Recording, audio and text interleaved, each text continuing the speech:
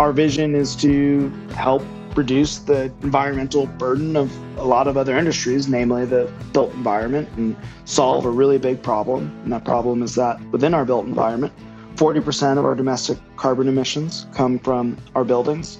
And so if we were only building 1, 2, 3 hemp lime or hempcrete homes a year, are we meeting that vision? So this transition, this pivot towards nonwovens was a way to really proliferate the goodness of hemp. That's Mattie Mead from Hempitecture. This is the Lancaster Farming Industrial Hemp Podcast. Hello, my name is Eric Herlock. And I'm Sophia.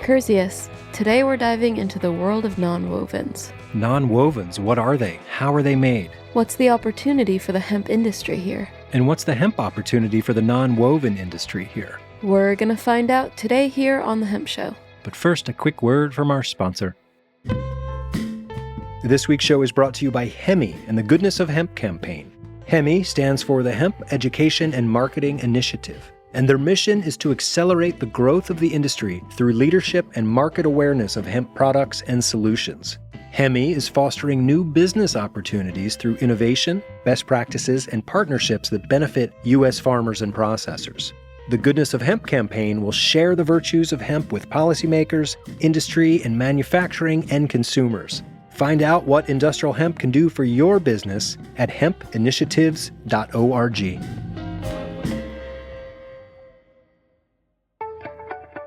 All right, welcome back. How you doing, Sophia? I'm doing good. How are you, Eric? I'm doing all right.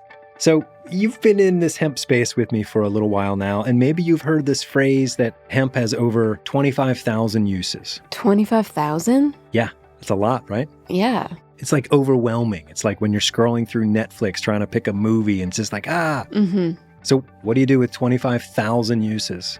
You pick one. Let's just pick one. And so of all the 25,000 uses, you've chosen the nonwoven. Yeah, that's right. We're going to talk about nonwovens today. Apparently, we are living in a world of nonwovens. They are all around us. And we don't even know it. No, not yet. But today, we're going to look at this world of nonwovens, what they are, how they're made, what they're made from, and spoiler alert, most of them are not made from hemp. But they could be? That's what we're going to find out here today. We're going to talk to Mattie Mead, who knows a thing or two about the nonwoven sector, especially focusing on carbon-negative bio-based materials for construction. Mattie Mead, welcome back to the show. How are you doing? Eric, always great to be here with you, my friend. Could you give us a quick introduction? Yeah. So my name is Mattie Mead. I'm the founder and CEO of Hempitecture. And Eric, you hit the nail on the head. We manufacture bio-based, carbon-negative, high-performing materials using primarily industrial hemp fiber. You also mentioned we focus really on the built environment. So our products span thermal insulation in batt format, board format, but we're also really starting to play in some new and exciting places in the nonwoven world. It's amazing to me how ubiquitous nonwovens are in our world. I had no idea that they even existed. But as I've been researching the show, I really do see that nonwovens are everywhere. They're in medical masks, diapers, car interiors, insulation, air filters, even reusable shopping bags. So where do we even start? Well, hopefully we can start at the beginning. Mattie, how do you explain to people what a nonwoven is? First, I have a question for you, Eric. Did you sleep on a mattress last night? Yeah, part of the time. It's a long story, but yeah. Okay. If you slept on a mattress last night, you interacted with nonwovens. Are you sitting on a chair right now? And I am on a chair. How did you know that? Can you see me? Does that chair have anything soft in it? Why, it does. It's got like a cushion on it, yeah. Okay, so that cushion that you're sitting on, that's a nonwoven. Eric, you're in your home office right now, so I think the answer to this question might be no. But did you drive to work today, or did you drive a car today? I have not driven a car in a few weeks, but again, that's a whole different story. Okay. A whole different story. Well, bless you for your carbon footprint because you are doing our planet a service. But if some of the other listeners today, maybe they're in their car right now, maybe they're listening to the Lancaster Farming Industrial Hemp podcast on their way to work or home from work or wherever they may be, if they're in a car right now, they're interacting with nonwovens. The car door panels are made of layers of nonwovens. Your trunk liner, if you peel up the finished carpet, you're probably going to find a nonwoven in there. If you rip apart your dashboard, which I don't recommend you do because usually it's a lot easier to rip it apart than to put it back together, you're going to find layers of nonwovens. So nonwovens are a huge part of our world. They're quite literally everywhere. I'm guessing there's more nuance to nonwovens. Are there more than one kind? There's durables and non-durables. So everything that I mentioned, like a mattress or a cushion or car materials, those are considered durable nonwovens. They're long lasting. Then there's the world of non-durables. Those are things more like wipes and hygiene products. Okay, but they're all sort of made the same way? It is taking fibers together and conglomerating them into a useful form that has a long life. And the design of that fibrous matrix, the design of the material formulation, it's all going to be based off the application and use case for the product.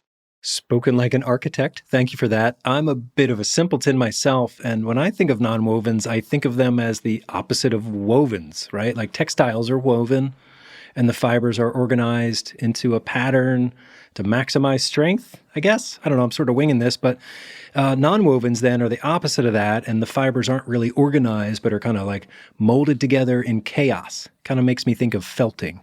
Absolutely. And it sounds almost like it would be like, non-wovens. Well, yeah, it really in a way is the inverse of a woven. If you're wearing textiles right now or clothing, it's all fibers that are woven together. So the mechanical means of bringing these fibers together is weaving. In a non-woven, the mechanical means of bringing them together is not through weaving, it's through other pathways that conglomerate the fibers into a useful form. Okay, I think I'm starting to get the lay of the land here. Nonwovens are everywhere, and Hempitecture focuses on what you call the built environment. If you peeled off the drywall in your home, there's a good chance that the insulation in your wall is fiberglass. If it's a fiberglass material, well, that is certainly a non-woven. Okay, so if nonwovens are everywhere and are in use by many different industries construction, consumer goods, automotive, healthcare, packaging, filtration, agriculture, on and on and on it must be a very valuable industry. Yeah, according to Allied Market Research, the global nonwoven fabric market is valued between $58 billion and $62 billion, with projections indicating growth to over $104 billion by 2033. Okay then, but obviously that's not all hemp. No, not all hemp. Hemp is just one little tiny part of it. It's one of several natural fibers, which altogether only make up less than 15% of that global market. It's small, but it's growing. Let me guess, the remaining 85% of nonwovens are made from plastic? Bingo. Oftentimes, polypropylene, polyester, polyethylene, all the polys. And when you realize how much nonwovens are a factor in our daily lives, think about if 1% of that were natural fiber, or 5%, or 10%, what the benefit to people and planet could be. And that is a vision that really drives Hempitecture forward. All right, well, let's talk about Hempitecture. You started out in hempcrete, but then you made a conscious decision to pivot to nonwovens. 100%, Eric. When Hempitecture was founded really as a dorm room idea when I was an architecture student, it was really focused on hemp lime or hempcrete biocomposites, bringing together the inner wooden core of the hemp stalk with a mineral-based binder. We've done everything from cast in place, prefabricated panels, spray applied, hempcrete, really the gamut, as well as blocks. We've imported blocks from other countries.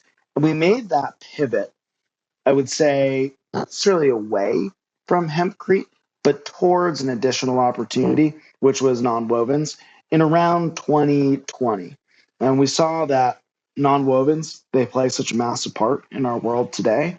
And we could bring industrial hemp fiber, which just offers so many benefits, both in terms of the finished product and backwards down the value chain all the way to the farm level, which from our point of view is super important, that ultimately allowed for increased scale.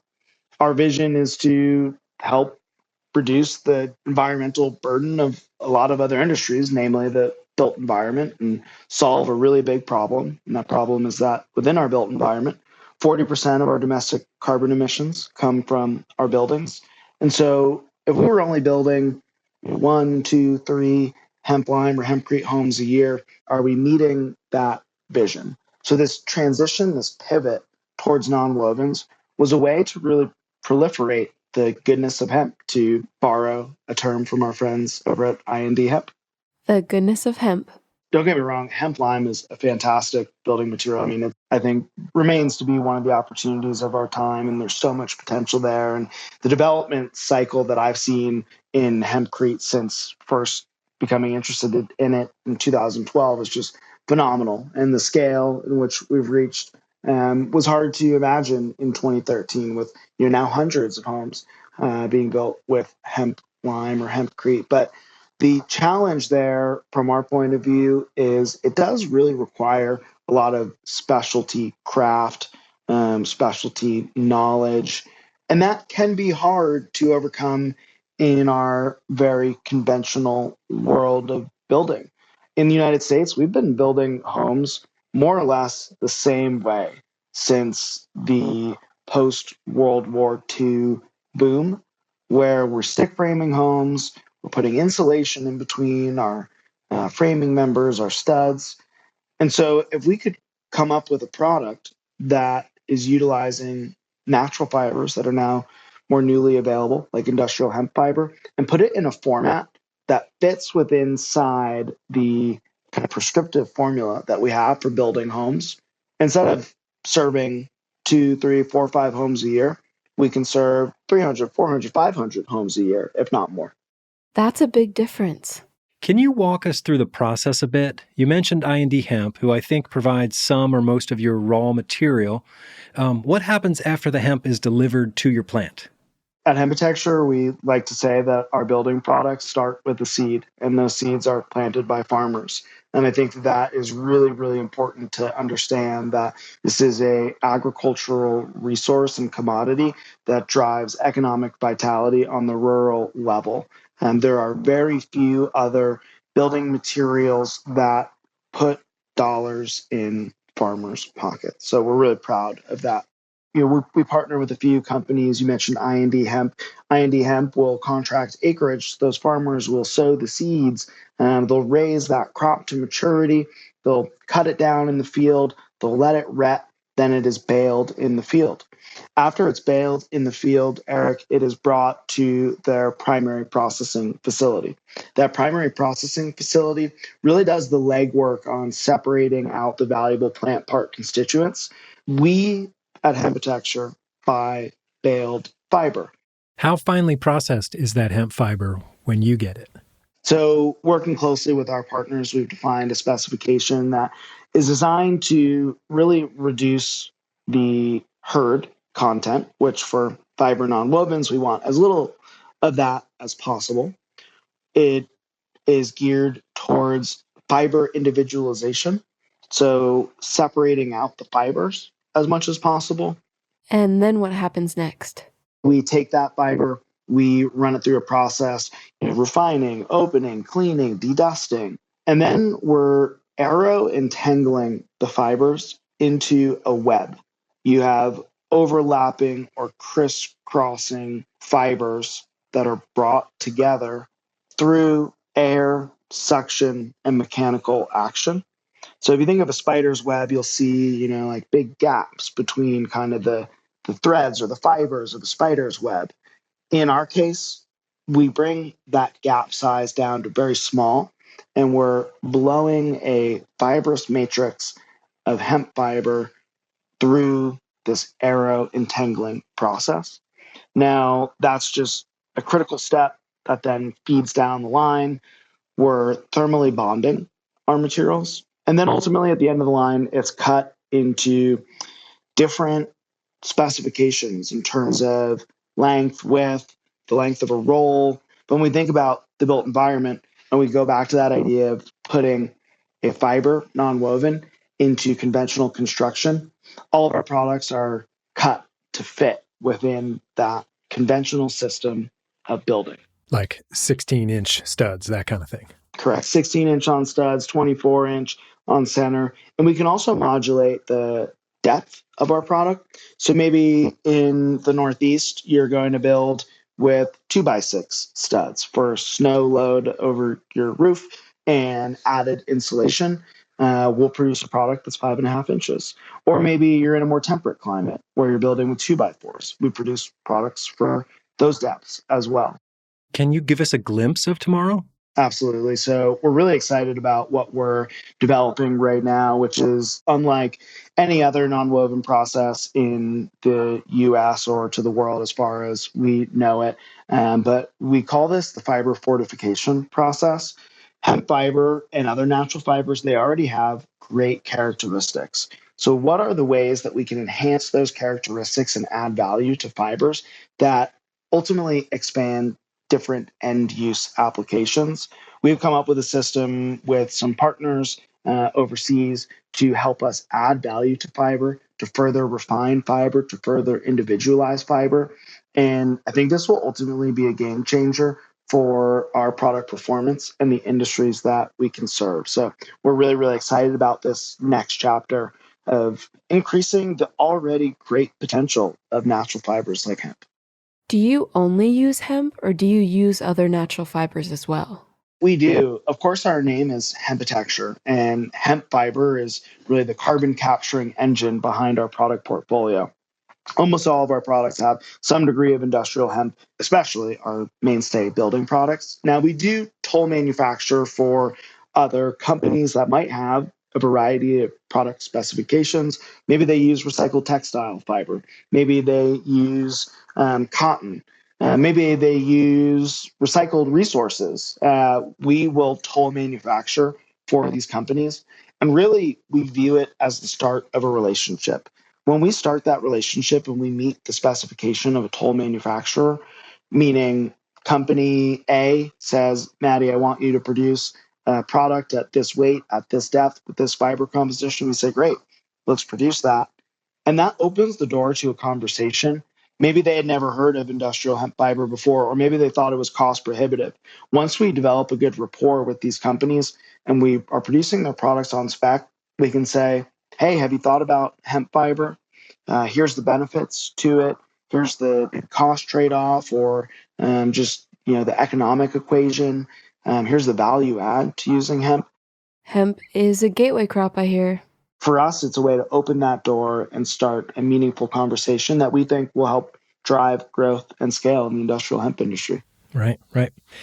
All right, well, let's talk about products. So I know you do an installation, you do some sort of like floor mats, you do all kinds of stuff. Let's just sort of run down the list for me. What are my options? So when we set out to build our manufacturing plant, we were really just focused on bat insulation. Bat insulation, again, goes in between 2x4s, 2x6. It's your walls, floors, ceilings.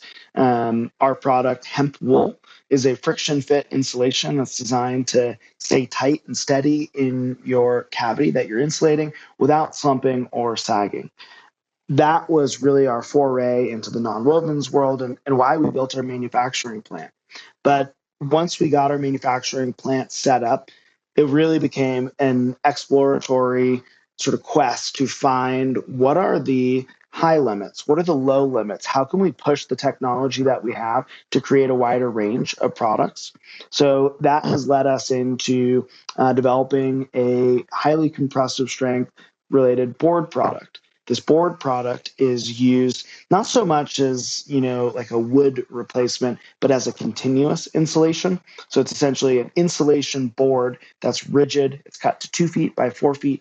That can be installed on the exterior of a wall system to eliminate thermal bridging, creating highly energy efficient structures, or it can be used in other applications like underneath your drywall on the interior.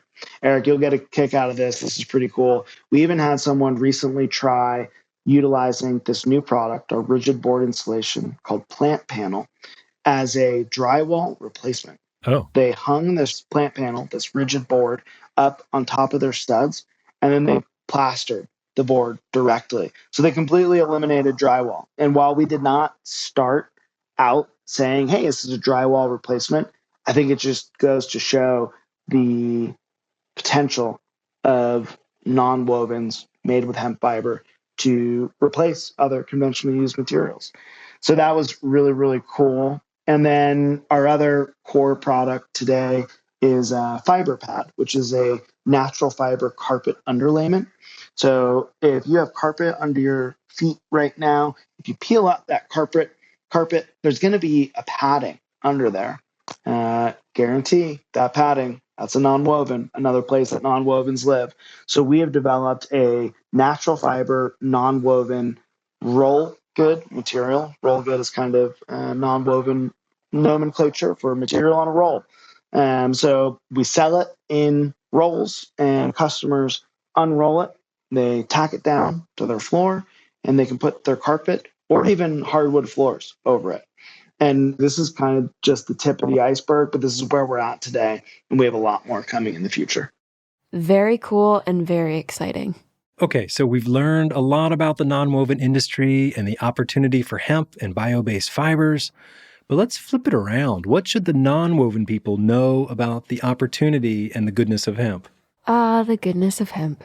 Yeah, great question, Eric. What we're doing in the United States is new, but it's not new internationally. And there's really great precedents overseas of companies that have been utilizing natural fibers like hemp fiber for a really long time, especially in that nonwoven format. Let's spin it back to the United States now. We are the first hemp fiber insulation company in the United States. But hemp, while we have a great and rich agricultural heritage and history with it in the United States, really kind of the original natural fiber is cotton. Cotton plays a massive, massive role in so many industries, from textiles and wovens to non-wovens and disposables. I mean, cotton is really everywhere. I think industrial hemp has a great role to play in meeting cotton, enhancing cotton, reducing the impact of cotton. And our view of nonwoven manufacturing is kind of that of an interdisciplinary school of thought. I think you'll have other companies that are seeing what we're doing, and the road has already been paved for them because we've done all the heavy lifting and hard work of commercializing a new product in the United States that no one has ever heard of before. And those companies are going to file in behind us, and they're going to have an easier upshoot and ramp to market because we've done that heavy lifting. But when we've been at this, Eric, for now over 2 years, it's really hard to see and understand what's coming next and all the effort and energy that goes in behind the scenes to capitalize on what we think is a great opportunity. And that opportunity, going back to that idea of interdisciplinary thinking, it involves offsetting the use of other materials. Like I said before, hemp is the carbon capturing engine behind our product portfolio, but we can improve other products. We can bring hemp together with other natural fibers to proliferate the size of and scale of the industrial hemp industry, but proliferate more decarbonized, sustainable materials. If you look at the segments that we are ultimately targeting that are not immediately available above board when you go to our website and you say, oh, Hempitecture is a building product manufacturer, we're looking at a $50 billion total addressable market. That comes across different industry verticals that transcend far beyond the built environment, that all are non-woven related. Now, it doesn't mean we're going to make $50 billion next year, but the industries in which we see our products fitting into make up $50 billion of market value. That's a huge, huge opportunity.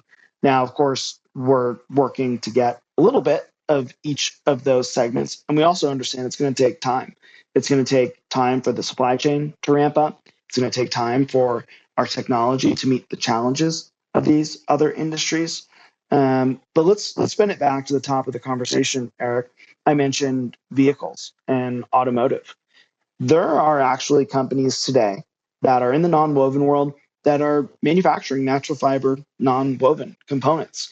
You'll certainly see this more in Europe. There's one or two in the United States that are using actually jute imported from Bangladesh. I mean, gosh, isn't that crazy? Bringing fiber from the other side of the world to the center of the United States to turn into an automotive component that goes to another country. The automotive supply chain is quite radical, but Convoluted. when Yeah. it really is. I maybe a sidebar, but I saw a study recently about a part, and it crosses the border 20 times before it's even put into a car. And so we think that if we utilize domestic agriculture and pursue a strategy of localization and regionalization, we can really play a big part in reducing carbon footprint. And maybe in the future, of course, lots in question today, but maybe in the future, there'll be a little bit more of a monetary value placed on carbon. And if you are sourcing from 2 hours away versus 20,000 miles away, maybe that's a stretch. I don't know how far Bangladesh is from Sounds far. Yeah. the center, but let's just say very far away, and you're able to reduce that carbon footprint and maybe you reduce the logistics cost. There is a way that natural fiber non-wovens can pencil out for big industries that are huge buyers. Right, right. And, there's been a change in politics lately. And, where a few years ago we were talking about carbon and climate change, and now they're scrubbing those words from government websites. So, like, the climate has changed. And maybe for some folks, it's not all about carbon and climate change, but there's also like an economic component to this too that could speak to the hearts and minds of people, right? Well, yeah, Eric, it's a interesting time for those who are focused on the decarbonization aspects of their products or industries. And of course, that's one of the biggest benefits that we offer, but it's definitely not the only benefit we offer. And so I think it's right now, it's about peeling back the layers and framing in such a way that meets the time without compromising your morals or values. And at its core, while Hempitecture manufactures highly sustainable, decarbonized products, what are two things that we are? Well, first, we're a manufacturing company. We're American manufacturing. We create American manufacturing jobs. I think that's of high interest and a key talking point right now. Second is we're American agriculture. 80 to 90% of our raw material is grown by farmers in a field. We are utilizing that product, and along the way, we are paying farmers, of course, through supply chain partnerships and relationships with folks like I&D Hemp. So peel back the layers, distill down what it is that we do. We're American manufacturing that supports American agriculture. I mean, how could that be controversial? If decarbonization and sustainability is a side benefit of it, great. Hopefully, we're not punished for that. But I think it is important to meet the world in which we are living in right now and frame accordingly. Yep. Yep. All right. Well, thank you for answering that. So it sounds though like, it's a crazy time in the world, but it sounds like you guys are just poised for success. Things are going well. You've got a lot of stuff coming up. And I imagine some people might be like, hey, I want in on that. Are there some investment opportunities still? Because I know you've done some other fundraising rounds in the past, but I know people probably want to get in on what you're doing because it sounds amazing. Eric, I really appreciate that. Thank you. And thanks so much for the time today. This has been a really fun conversation. At Hempitecture, we really consider ourselves open for business, open for collaboration, open for partnership. We're working to meet the needs of companies that 3-4 years ago we would have never dreamed of even talking to. So we think that there's a really bright future in front of us. That bright future is achieved with a lot of sweat, a lot of hard work and a few tears along the way. And it's not been an easy road, but we've really pioneered this path forward that we think will help us access that $50 billion market opportunity across these really exciting verticals, well beyond just the built environment. And so to meet that, of course, we have to grow as a business. To grow as a business, we have to bring in capital. And the landscape of fundraising has changed a little bit. Of course, you have things like AI dominating the conversation of investors, and if it's not AI, it doesn't sell to the conventional investor. But there's so many people out there that want to invest in a impactful and meaningful way, and in a way that creates real jobs, benefits American agriculture, benefits American manufacturing. And that's why we have an investment round open right now to the public, where folks can invest as little as $100, $1,000, $1 million if they so chose to do so. This is called regulation crowdfunding. And for us, it's just a way to democratize the investment process. For many, many years, you could only be a venture capitalist to get in on businesses on the ground floor. Today, that's democratized, and we've taken advantage of that pathway through our current crowdfunding offering that's available on WeFunder right now. Cool. Well, I will put that link on the show page for this episode, and so people can listen and then go click and then, I guess, just start funneling money to you, right? Well, yes, not directly to me, but to Hempitecture. And we've already got really exciting plans in the works for what we are doing with that funding, Eric. And we have some really exciting initiatives happening in New York State, where we're contemplating building another manufacturing plant. We have a nice pool of resources from the Department of Energy that we are optimistic we will still be able to tap into, that will realize a Tennessee production facility. So really helping us develop that regional production strategy that brings the benefit of agriculture through industrial hemp to different regions across the U.S. That is so awesome. Yeah, when I was talking to you in Philadelphia back in November, we talked a bit about the Tennessee project, but that's great to hear that New York is still in play too. So that's going to be great. Lots of good stuff coming up. Lots of good stuff. Yeah. All right. Well, Mattie Mead, it's been great talking to you today. Is there anything else you want to share with us about nonwovens? I think as you move about your life and you've learned hopefully a little bit about nonwovens today, just keep your eyes open and think about the materials that you're interacting with. I think you'll be amazed to see how much of a role nonwovens play in our world.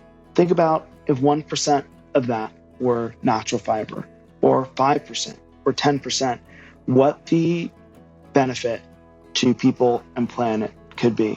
And that is a vision that really drives Hempitecture forward. I can't wait to see what you guys do next. Mattie Mead from Hempitecture. Always a pleasure. Thanks so much. Appreciate it. Cheers.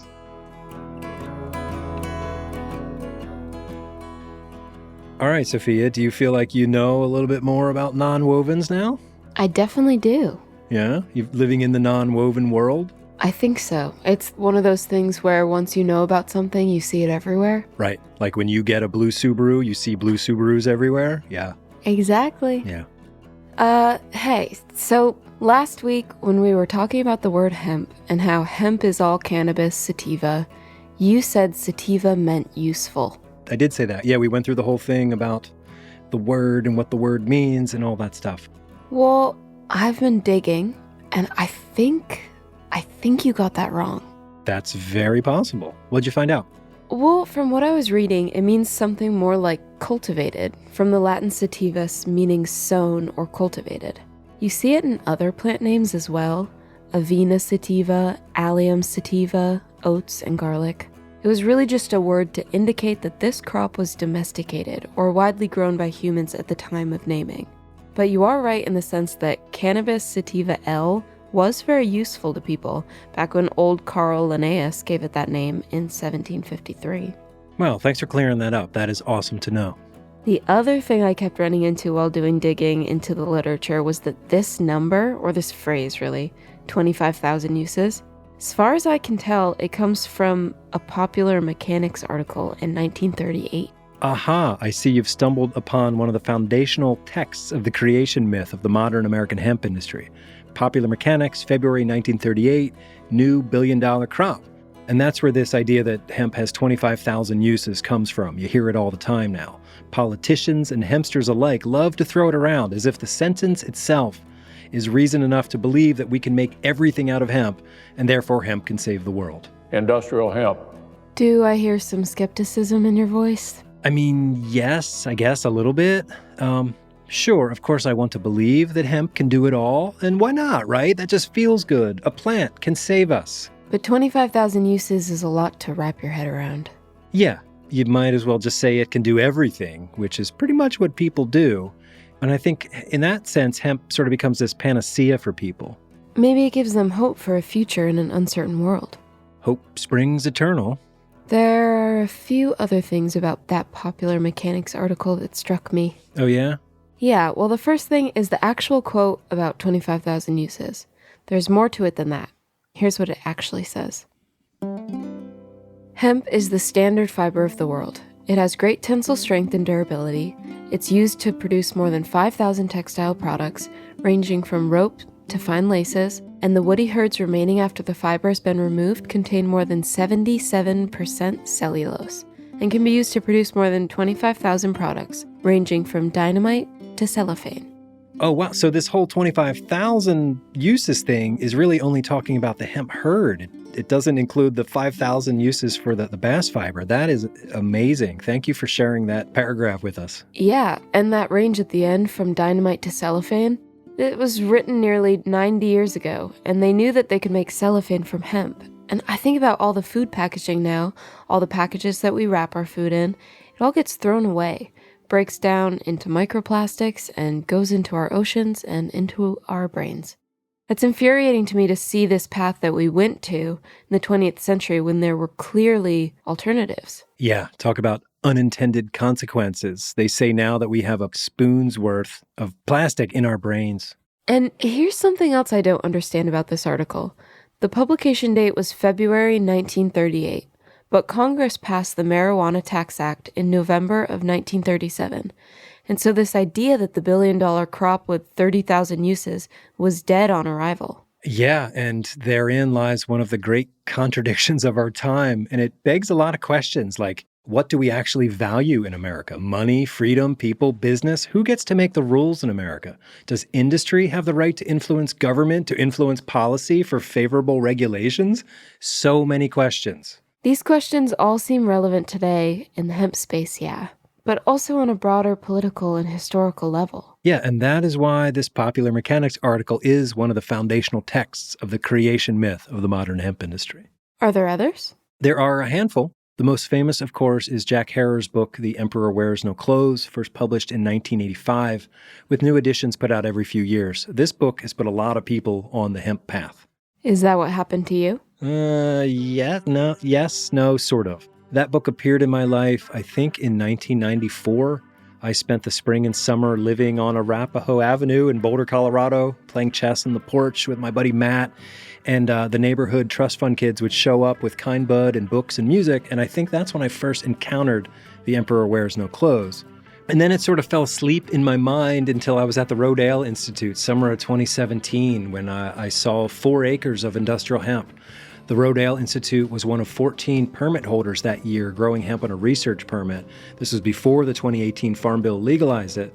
But there, standing next to that field, it was like it all came just sort of racing back to me. And I was like, yes, we're going to do it. We're going to start making stuff out of hemp. And it inspired my heart. And then it inspired me to start this podcast within a year. All the goodness of hemp. Precisely. Hey, and if you out there in podcast land, if you want to learn what industrial hemp can do for your business, check out hempinitiatives.org and learn more about the goodness of hemp. I'm Sophia Curzius. And I'm Eric Herlock. Thank you for listening to the Lancaster Farming Industrial Hemp Podcast. The Hemp Show from Lancaster Farming, the greatest agricultural newspaper in the world. If you have any questions or comments, you can always reach us by email. Send it to podcast@lancasterfarming.com. And visit our website for the latest farming news. Sign up for the newsletter. Do all the things there. Until next time, we'll see you in the newspaper. This episode is copyright 2025 by Lancaster Farming Newspaper, part of the Steinman Communications family. Today's show was written, recorded, edited, and produced by Eric Kurlock, Sophia Curzius, and Justin Berger. The music you hear throughout the show is courtesy of Tin Bird Shadow.